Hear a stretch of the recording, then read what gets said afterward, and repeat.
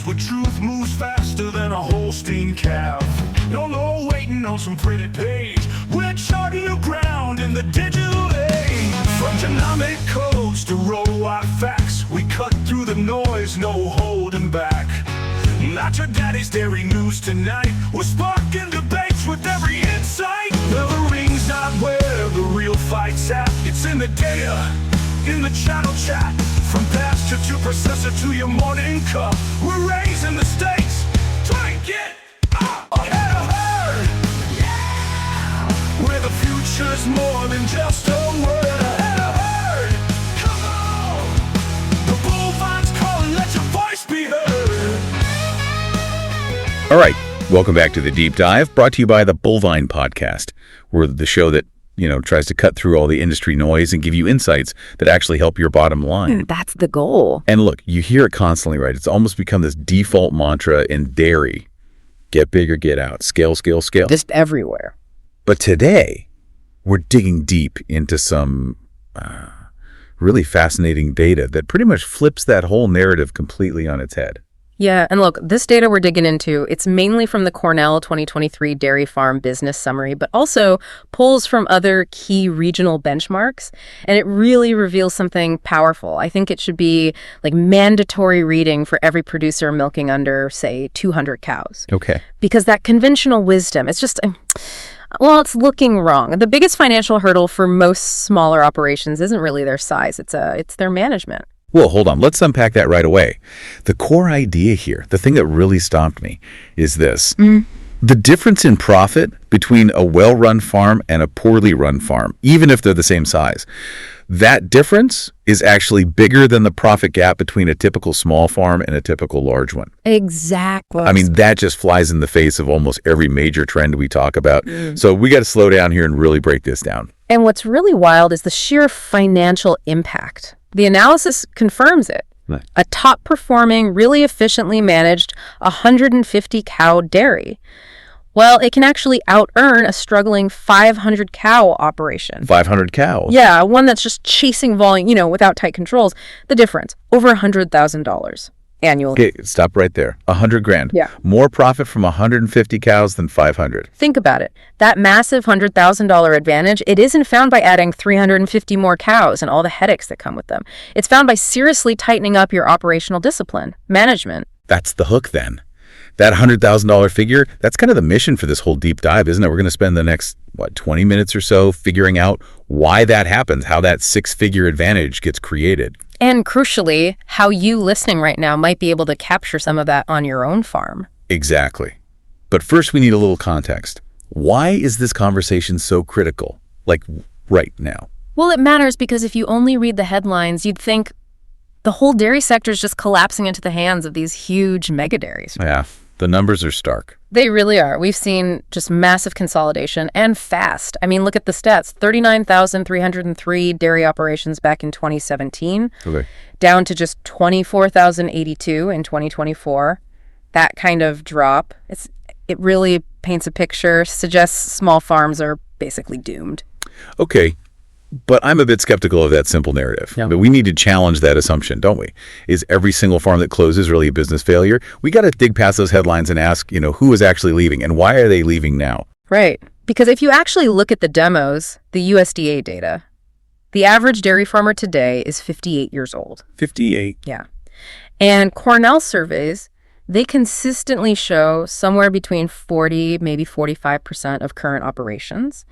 They don't have a confirmed successor lined up. That's not just some theory. That's the reality on the ground for almost half the farms. Okay, that completely reframes it then. We're not just talking about farms going broke.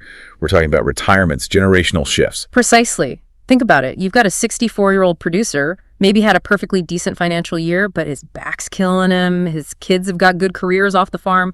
He decides to sell out. Makes sense. That sale gets counted in the consolidation statistic, right? Yeah. But it wasn't really a failure of his 150-cow model. It was a calculated strategic exit, a life decision. And you've also got the whole land value thing, which the source material brings up. That's a huge pressure point, especially near growing areas. Oh, definitely. Imagine you've got a successful, say, 300-cow operation, but it's sitting on maybe 40 prime acres somewhere like California's Central Valley or, outside Philly or Pittsburgh and PA. Right, where developers are circling. Exactly. If those developers come knocking with a massive offer for the land, taking that strategic exit might be the smartest financial move that owner could possibly make, completely separate from how well the dairy itself is running. It becomes more about cashing out that built-up equity versus the daily grind of commodity milk production. Totally. It's a different calculation. So, okay, let's bring it back to the listener.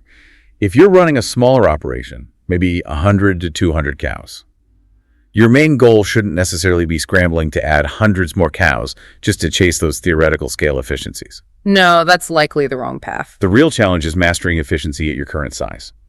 And the stakes here are pretty high, aren't they? Mm-hmm. You either figure out how to unlock that potential $100,000 plus increase in annual income by focusing on management basics. Or you burn through your hard-earned equity trying to compete on volume, which frankly for that size operation is mathematically just the wrong game to be playing. It's the wrong game entirely. You're never going to outmilk the 5,000 cow behemoth on pure volume or cost per gallon. Never. But you absolutely can outmanage them. And that brings us right to the core issue that pops up across all the big benchmarking data sets. This roughly $4 per hundredweight management gap. Okay, let's define where this data is coming from, just so people know. We're talking real numbers, audited numbers. We're pulling from Cornell's Pro-Dairy system, Wisconsin's Center for Dairy Profitability, and Minnesota's FNBeyond. Yeah, and for anyone listening who hasn't used these, they're basically comprehensive financial databases. They let producers anonymously benchmark their own farm's performance metrics against the top, middle, and bottom performers in the region. Crucial context. This isn't just guesswork. It's audited financial data. Right. And the pattern is remarkably consistent across all these different programs, different states. The critical difference, the thing that really separates the top quartile farms from the bottom quartile, it's operating costs per hundredweight. And the numbers are? Well, the top performers, the ones who are consistently making good money, they're running costs around, say, $17.39 per hundredweight. Okay, $17.39. And the bottom? The operations that are really struggling, the ones feeling that constant squeeze no matter what the milk price is doing, they're often up around $21.71 per hundredweight, sometimes even higher, pushing $22, $23. Wow, okay, so that's, what, $4.32 difference per hundredweight? That sounds kind of incremental when you say it like that. It sounds incremental, but let's translate that. Let's put that into dollars and cents for the listener who's running that 150 cow herd we keep using as an example. Let's show the financial shock. Yeah, we got to slow down here. Let this sink in. Run the math for us again. Okay, so let's stick with that 150 cow herd. Let's say they're hitting a pretty achievable average, maybe 24,000 pounds per cow annually. All right. That means the farm ships about 3.6 million pounds of milk a year. That's 36,000 hundredweight, right? 36,000 hundredweight. Got it. Now multiply that volume, 36,000 hundredweight, by that $4.32 cost gap, the difference between $21.71 and $17.39. Okay. The difference in margin, in profit left on the table, is $155,520 annually. Wait a minute. That's way over the $100,000 figure we started with. It is. And that money, that $155K, is basically being burned. It's lost solely due to operational inefficiency. Things like poor labor scheduling, high repair bills from lack of maintenance, feed formulation screw-ups, just general poor cost control. Think about what a $150,000 swing means for a family farm like that. I mean, that's the difference between making your debt payments comfortably and feeling like you're constantly drowning. It's the difference between replacing that skid steer that's always breaking down and just running it into the ground hoping it lasts another week. And here's the really profound point. The thing, the data just hammers home again and again. This huge difference, this $150 K gap. It has almost nothing to do with the milk price roller coaster we're always on. Nothing. Or even the size of the operation, like we said. It's determined almost entirely by how efficiently that farm is managed. Exactly right. You could be out there struggling with 500 cows, running costs up at $22 per hundred W2, and your neighbor down the road milking 150 cows, but absolutely laser focused on efficiency, hitting that $17.39. Well, they're going to walk away with 6 figures more profit than you at the end of the year. That's the definition of management beating scale right there. Couldn't say it better myself. Okay, so if that's the problem, that $4 plus gap, How do we fix it? Let's unpack phase 1, what the source material calls fix your foundation. This is the goal for maybe the first 0 to 2 years, right? Yep, 0 to 2 years. And the potential here, just by fixing the basic operational flaws, is maybe $50,000 to $100,000 in annual improvement. So where do we even start? You start with the highest leverage fix, the one that usually requires the least amount of capital upfront: labor efficiency. Makes sense. Labor is often the biggest cost after feed. It is, and the data here is just, well, it's unforgiving. The top operations, they are consistently getting 50 plus cows handled per full-time worker equivalent. Yeah. Consistently. 50 plus. And the struggling farms. They're lagging way behind, often down around 35, maybe 40 cows per worker. Big difference. Now, this isn't just about, like, firing people, though, is it? It's more about structuring the workflow, so that one person can actually handle more responsibility efficiently without getting totally burned out.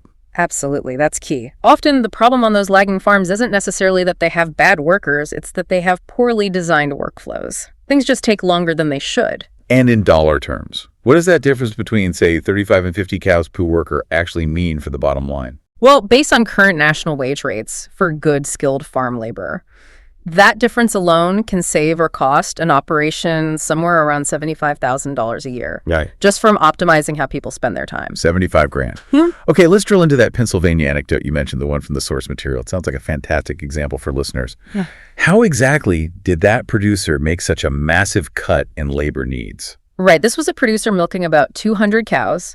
And they had this long-standing routine, kind of just the way we've always done it, that involved 4.5 full-time equivalents. Okay. So they used the Pro-Dairy analysis tools. They actually timed their parlor routine, timed how long chores took, and they found this major bottleneck just moving cows in and out of the holding area. It required one person to spend like 45 minutes, twice a day, every single day, just sorting and moving cows. Wow, that's a lot of wasted time. Huge amount. So what did they do? They installed some simple automatic sorting gates and tweaked the lane layout a bit to encourage better, more natural cow flow.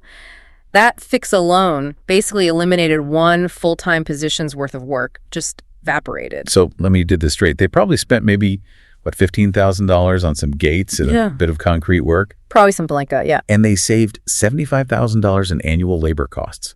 Pure profit. That's an insane ROI. You just don't find that kind of return buying a new tractor or, jumping straight to robots. Exactly. They went from 4.5 people down to 3, banked $75K, and didn't buy a single major piece of new equipment. That's the phase 1 mindset perfectly. Fix the process first before you throw money at new equipment. Love it. Okay, so labor efficiency is number 1. What's the next big foundational fix that's contributing to that $4 gap? The next big one, predictably, is feed efficiency. Right. Now, a lot of farmers listening probably assume the top farms must just be spending less on feed, right? Chasing cheaper ingredients, cutting corners, maybe. That's a common assumption, yeah. But the source material tells a much more nuanced story here. I'm kind of skeptical that just buying cheaper feed is the answer to closing a force or letter T gap. And you should be skeptical, because the data actually confirms that the top farms often spend about the same amount on feed per hundredweight, usually around $9.60, give or take. Okay, so they're not feeding cheaper. No. But what they do have is much higher income over feed cost. The key difference isn't the cost of the inputs. It's that they are feeding smarter. They're getting significantly more milk out for every pound of dry matter consumed. All right, so let's define smarter for the listener, because this goes way beyond just what the nutritionist punches into the computer, right? This is about daily execution on the farm, ground level stuff. Oh, absolutely. It is all about quality control and consistency day in, day out. It starts way back with making better forage quality, hitting that optimal harvest timing perfectly.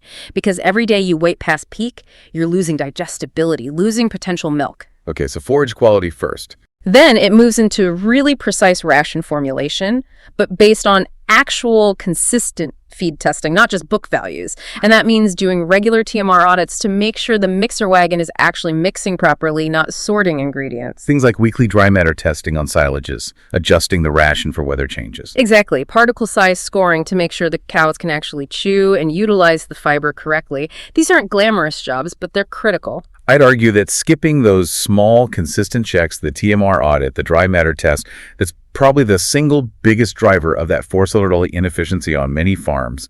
You lose, 50 cents per 100 lot here in feed refusal, another 75 cents there in undigested starch passing through. It adds up incredibly fast. It does. And critically, like you said, it's about that consistent daily execution.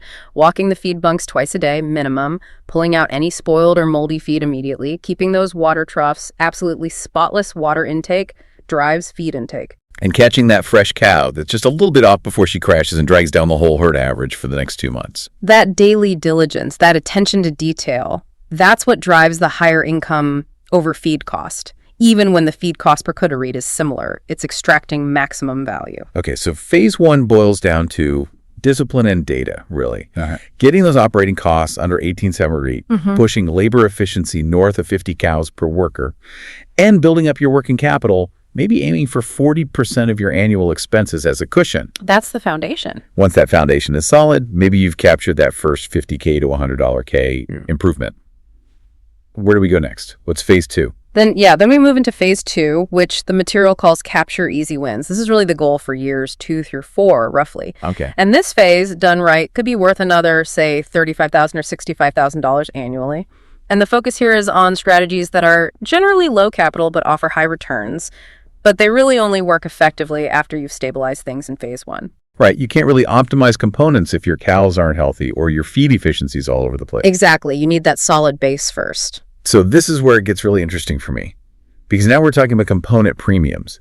And I think this is probably the single most accessible, high-value opportunity for almost any dairy in the country, regardless of who they ship their milk to. I completely agree. Component optimization is probably the most realistic, high-value target for the majority of farms. This is where that management precision you built in phase 1 translates directly into more dollars on the milk check. So how much are we talking? Well, think about moving from maybe a standard 3.0% protein level up to, say, 3.3%, just that 0.3% jump. If you achieve that through focused genetics and really dialed in nutrition management, that alone can yield a verifiable $20,000 to $30,000 extra annually for that 150 cow herd we keep talking about. $20,000 to $30,000 just for 0.3% protein. Yeah. We need to explain the mechanics of that. How does such a small percentage change generate that kind of return? It sounds almost too good to be true. It sounds huge, but it's real because you're leveraging the way most milk pricing structures work. Your processor pays a blend price, right? But that blend heavily weights the value of butterfat and protein. Okay. So that 0.3% increase in protein often means your milk suddenly qualifies for a higher tier. It jumps from maybe the standard pool into the high value pool for cheese yield or fluid processing. And when that happens, you often trigger a premium payment on every single hundredweight you ship. So it's not just getting paid a tiny bit more for the extra protein itself. It's triggering a bonus on the whole volume. Exactly. It's often an exponential return, not just a linear one based on the extra component solids. And we have some real-world numbers on this, right? Using recent premium rates. What are processors actually willing to pay for this kind of specialized quality? Yeah, the data from October 2025 shows major processors are putting serious money on the table for high components and quality. We saw rates like Chobani offering an extra $1.75 to maybe $1.25 per hundredweight if you consistently hit 3.3% protein or higher. 75 cents to $1.25 on every hundredweight? Yep. DFA was offering somewhere between $0.50 and $1 per hundredweight for hitting 3.25% protein consistently. This isn't just pocket change. For many farms, capturing these premiums is the difference between barely surviving and actually thriving. And we can't forget the other easy win in phase 2, quality premiums, especially somatic cell count or SCC. Right. Another direct reflection of good management from phase 1 paying off. For instance, Upstate Niagara Cooperative, they were offering an extra $1.40 to maybe it's 80 cents per hundred D for farms consistently keeping their SCC under 100,000. Wow. Those quality premiums, just based on SCC, which reflects herd health and milking procedure management, can easily be worth another $15,000 to $25,000 a year for our 150 cow example. And again, these are revenues that primarily require management discipline, the stuff you fixed in phase 1, but very little new capital investment here in phase 2? Minimal capital, yeah. It's about leveraging the fundamentals. And phase 2 also mentions integrating beef on dairy genetics where it makes sense. Maybe not a massive windfall, but it helps diversify income streams away from just the milk check. Absolutely. It adds another revenue source from the calf crop, reduces reliance purely on commodity milk prices. The whole goal of phase 2 is basically finding that accessible money, finding management levers you can pull now that return tens of thousands of dollars before you start thinking about spending hundreds of thousands on major infrastructure changes. Which brings us perfectly to phase 3, strategic transformation. This is the stuff everyone seems to want to talk about first, right? Yeah. Go organic, bottle your own milk, sell direct, presented like there's some kind of silver bullet solution. Yeah, the sexy stuff. But the source material is really clear. This is phase 3 for a very good reason. It absolutely requires the financial stability and that strong working capital cushion that you should have built in phases 1 and 2. It is absolutely not a fix for a farm with broken fundamentals. I mean, the farms that tend to fail are the ones that try to skip phases 1 and 2. They try to use a huge, expensive transformation like going organic to try and save an operation that's already bleeding cash because of a broken management model, that 14-letter inefficiency we talked about. Okay, let's look at the organic transition first. It's not a quick switch, right? It's a 3-year process. At least 3 years, yeah. You've got to convert your land and manage your herd under organic standards for that whole time before you can actually sell certified organic milk. And that 3-year transition period, that's where the financial pain really hits, isn't it? Oh, it's brutal. Because for those 3 years, you're paying significantly higher prices for certified organic feed. USDA data shows maybe 30% to 50% higher feed costs. 50% higher feed costs. But you're still only receiving the conventional milk price for all the milk you ship during that entire 3-year period. Ouch. That sounds like a guaranteed way to burn through your equity fast if you're not prepared. It is. Extension studies out of places like Cornell and Penn State, they suggest you need somewhere between $150,000 and $300,000 in extra working capital just sitting there, just to survive that transition period financially. 150 to 300 grand. Yeah. Just to bridge the gap. Yeah. So if you didn't successfully build up that 40% working capital cushion back in phase 1, attempting an organic transition is likely going to bankrupt you before you ever get certified. And even once you are certified, there's no guarantee you'll immediately get the full premium price on all your milk, right? That's kind of the hidden reality check. Yeah, that's exactly right. Many major organic processors, they often operate with regional quotas or supply management programs. And producer surveys show that a lot of newly certified organic farms, initially, they might only receive the premium price on a portion of their production. Maybe only 60 or 70% gets the premium until they establish a track record or until regional demand grows and capacity opens up. It's a long, highly capitalized, and somewhat uncertain path. Okay. Same logic probably applies to the other big phase 3 idea. Direct sales infrastructure. Bottling your own milk. Selling retail. Everyone loves the idea of capturing that full retail price. Sure, the romance of it is appealing. But that infrastructure comes with a seriously hefty price tag, doesn't it? And massive regulatory hurdles, too. Yeah, you mentioned the regulatory side, and that's absolutely critical context for understanding the costs involved. Penn State and Cornell expansion programs, they estimate you need minimum somewhere between $150,000 and $300,000 just for the basic compliant facilities. Minimum. And compliant means what exactly? Compliant means meeting strict USDA food safety standards. So that usually includes buying commercial pasteurization equipment, bottling lines, dedicated cold storage rooms, stainless steel everything, and critically, developing and implementing your HACCP safety plans. Okay, let's quickly define HACCP for anyone listening who isn't familiar. Right. HACCP stands for Hazard Analysis Critical Control Point. It's basically a systematic, documented approach to preventing food safety hazards.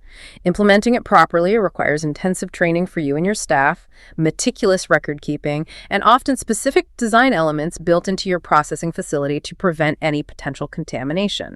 It's complex, it's time-consuming, and it's expensive to set up and maintain, especially for a small farm that's used to just shipping a commodity milk off the farm. And all that cost is before you even start thinking about the costs of actually distributing the milk, marketing it, building a brand. Exactly. Building volume takes time, lots of time. And the anecdotal evidence from farms that have done it really backs this up. Yeah. What's the typical timeline? Most operations that make the jump report, it takes somewhere between 3 to 5 years to really achieve meaningful sales volume and build a loyal customer base. We looked at that one producer in New York. Oh, yeah. He started out selling maybe 50 gallons a week in his first year, said he was questioning his sanity every single day. I bet. But by year 5, he was up to around 500 gallons a week. And finally, profitable enough that he could hire dedicated staff just for the bottling and delivery. It's a long, slow, dedicated commitment. It's something you can really only tackle once your core farm business from phases 1 and 2 is throwing off reliable, positive cash flow. Okay, let's shift gears slightly within phase 3 and talk about another massive capital investment: robotics. Robotic milking systems. Yeah. The capital outlay here is just immense, isn't it? We need to have a really honest conversation about the actual financial return on investment, because frankly, I'm pretty skeptical that the straight financial numbers pencil out for most smaller operations. And you know what? You should be skeptical if you're only looking at the conventional financial modeling. Based on extension analyses from places like Wisconsin and Minnesota, for a sort of typical 200-cow operation needing maybe 3 robotic units, Yeah. the total upfront capital cost is getting close to $1 million. You're looking at maybe $250,000 to $300,000 per unit, plus usually some significant barn modifications to make the cow flow work properly. $1 million. And the costs don't stop there, right? There are ongoing operating costs too. Oh, yeah. Significant ones. You're probably looking at $40,000 to $60,000 annually just for things like specialized maintenance contracts, electricity consumption, which is higher, and those inevitable specialized repairs that you can't do yourself. So if the justification, the payback calculation, is based purely on saving labor costs, numbers look pretty terrible, don't they? Honestly, they look marginal at best. When you run realistic payback calculations based only on labor savings versus that huge upfront cost and ongoing operating expense, the payback period often stretches out to 20 years, 25 years, sometimes even 30 years on paper. Okay. So if your decision is purely about short-term cash flow optimization or servicing existing debt, investing $1 million in robots when you might still have that underlying fertility app management problem we talked about, Yeah. that could be fiscal suicide. Well, okay, if the straight financial payback is so poor, why are we seeing successful cash flow positive farms installing them? It's happening. Are you saying farmers should basically sacrifice current cash flow just for some vague hope of succession down the road? No, not exactly sacrifice, but I am saying the real value, the primary driver for many farms making that investment, is often something far less tangible than what shows up on a simple balance sheet calculation. It's about the succession ROI and, frankly, quality of life. Succession ROI. Explain that. Well, look at the research. Statistics Canada, various university studies, they consistently show that farms using automated milking systems are significantly more likely to have younger family members actually interested in taking over the farm someday. Why is that? They see a future with less physical drudgery, right? Less being tied to rigid milking schedules twice or 3 times a day. They see a more data-driven, potentially more manageable lifestyle. It makes farming look less like grueling labor and more like managing a tech-enabled business. Okay, that definitely shifts the value proposition. It's not just about optimizing the profit margin today. It's about investing in a way that might ensure the farm even exists tomorrow by making it more appealing to the next generation. Exactly. What's that worth? What's a value of keeping the farm in the family name versus having to sell out entirely when you retire? It's hard to put a dollar figure on that, but it's real. And there's the quality of life aspect for the current generation too, right? Huge. Also consider the older farmer. The source materials are full of these anecdotes. We heard about one Wisconsin producer. He was basically ready to quit farming entirely at age 55. His knees were shot after decades working in the parlor pit. Yeah, that's common. He decided to bite the bullet and install robots. Now, he's 62, his knees feel better, and he's planning to keep farming until he's 70. Robotics drastically reduce the physical demands. So what's the value there? Gaining an extra decade or more of active farming life, keeping your equity working for you longer. It's almost like a life extension plan for the farmer disguised as a technology purchase. Interesting way to frame it. Okay, moving on to another non-capital, maybe phase 3 strategy, community engagement. We often kind of overlook how those local connections can actually feed the bottom line, but the research suggests it generates real, measurable financial returns. Is that right? Yeah, the source material is pretty compelling on this. USDA research work out of Colorado State. They've documented that money spent at local food businesses, including farms, tends to generate something like 1.8 to 2.6 times its original value in additional local economic activity. That creates a lot of goodwill. Okay, goodwill is nice, but how does being involved in the community translate directly into, say, a better risk assessment from my banker or lower borrowing costs? That's what I want to know. That's the bottom line connection. It really comes down to trust and perceived stability.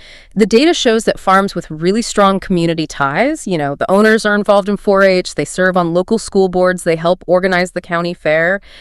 These farms report significantly better operational metrics that banks notice. Like what?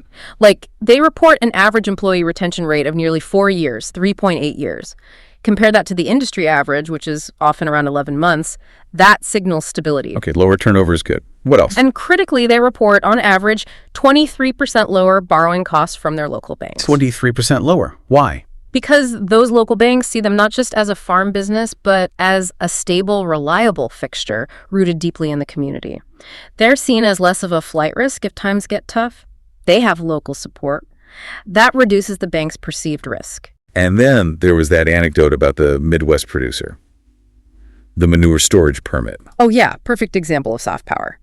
This producer needed a permit for a new manure storage facility, something that can often get bogged down in local opposition or bureaucratic delays, right? That's all right. But because this farmer and his family had been involved in local 4-H, sponsored Little League teams, just generally been good community members for years, their permit application apparently sailed through with minimal fuss. His neighbors supported him. Whereas an operation that keeps to itself, may be seen as purely industrial, might face compliance notices, delays, public hearings. Exactly. That community connection acts almost like a long-term business strategy, an insurance policy against some of those bureaucratic and market pressures. It can earn you regulatory goodwill, lower interest rates, and even help you find and keep better employees who live locally. Okay, but let's finish this deep dive with maybe the ultimate contrarian take. The ultimate act of management beating scale could actually be the strategic exit.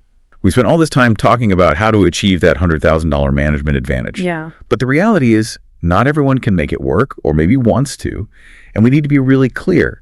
Knowing when it's time to fold your hand is not a failure. Absolutely not. And if we connect this right back to the very beginning, talking about consolidation, knowing when to strategically cash out your equity before you burn through it trying to save a broken model, that might actually be the smartest business decision you can make. Yep. If you're just consistently unable to cover your costs year after year, if you don't have a successor lined up and you're getting older, if your health is failing or the stress is just becoming overwhelming, selling the farm while you still have significant equity intact, that is the absolute highest form of management discipline. It's preserving your capital. Man, I've seen too many farmers just grind themselves down, burn through the last of their savings and equity, driven by pride or maybe just inertia, trying to save something that fundamentally isn't working anymore. They probably should have sold 5 years earlier and saved themselves a lot of heartache. That pride, it doesn't pay the bills, does it? We heard from that respected Wisconsin producer. He sold out at age 62. He finally admitted to himself his costs were just perpetually too high for his system. His kids weren't interested. He said, at first it felt like giving up, like failure. I can imagine. But now, a few years later, he realizes that selling the farm, paying off all his debts, and actually securing his retirement, that was probably the single smartest business decision he made in 40 years of farming. The industry consolidation we see, it is sorting farms. And those who make a strategic exit before they're forced to, before they burn all their equity, they're making a really sound financial choice. Okay, so let's bring this all together. You, the farmer, you just finished morning milking, maybe you're driving the feed truck and you listen to all this. What are the 3 absolute, non-negotiable, actionable takeaways? Based on this whole phased approach we've discussed, what are the immediate, medium, and long-term priorities if you want to capture some of that $100,000 management advantage? Right, we got to structure this by timeline, starting with what you can literally go analyze right now or this week. Agreed. So immediate action like this week or the next few months. Audit phase 1, now. Yes, you absolutely need to confirm your foundation is solid or identify where it's weak. Stop thinking about anything else for a minute and benchmark 2 critical metrics. First, your cows per full-time worker equivalent. Are you hitting 50 plus? Be honest. And second, calculate your current actual operating cost per hundredweight. If you don't know this number precisely, down to the penny, you're driving completely blind. You have to know your cost of production. And this data, knowing these 2 numbers, that has to come before any big capital decision, right? Right. Absolutely. If you find out you're struggling up at $21 or $22 per 100 OT, that inefficiency must be fixed first. Because if you don't fix that, you're likely going to fail eventually, regardless of what shiny new equipment you buy. Fix the leaks first. Okay, makes sense. Then medium-term strategy, say the next 3 to 6 months. Maximize components. Yeah.